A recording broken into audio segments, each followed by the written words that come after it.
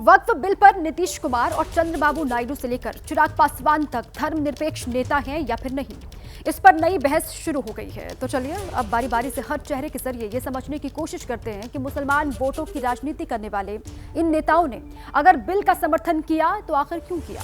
शुरुआत बिहार के सीएम नीतीश कुमार से करते हैं कि बिहार विधानसभा चुनाव से ठीक पहले नीतीश कुमार ने बिल का समर्थन करके सेल्फ गोल किया है या फिर कोई सियासी मास्टर स्ट्रोक चल दिया है।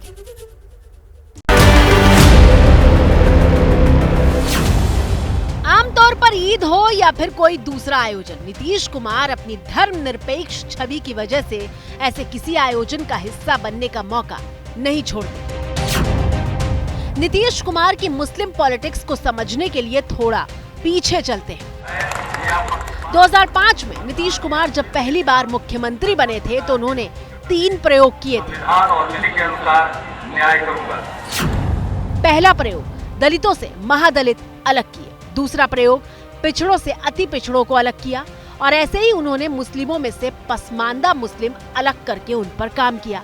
इस प्रयोग का असर ये हुआ कि 2010 के विधानसभा चुनाव में नीतीश और बीजेपी गठबंधन को जीत मिली और जेडीयू के 7 मुस्लिम विधायक जीते और बीजेपी से भी 1 मुस्लिम विधायक जीता।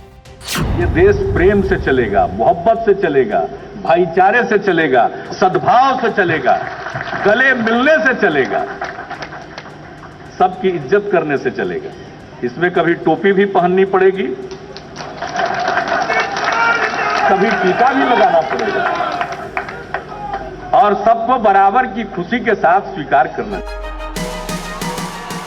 साल 2015 में जब नीतीश लालू के साथ गए तब भी मुस्लिमों ने उनका साथ दिया, लेकिन जैसे जैसे वो राजनीतिक पलटी मारते गए मुस्लिम नीतीश कुमार से छिटकते चले गए।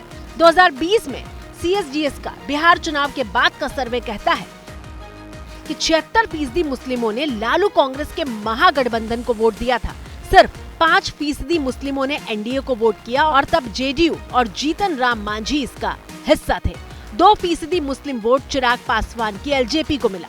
11% मुस्लिम वोट ओवैसी के गठबंधन को और 6% मुस्लिम वोट अन्य को मिला। नतीजा ये रहा कि 19 मुस्लिम विधायक जीते, लेकिन 11 टिकट देकर भी जेडीयू से कोई मुस्लिम नहीं जीता।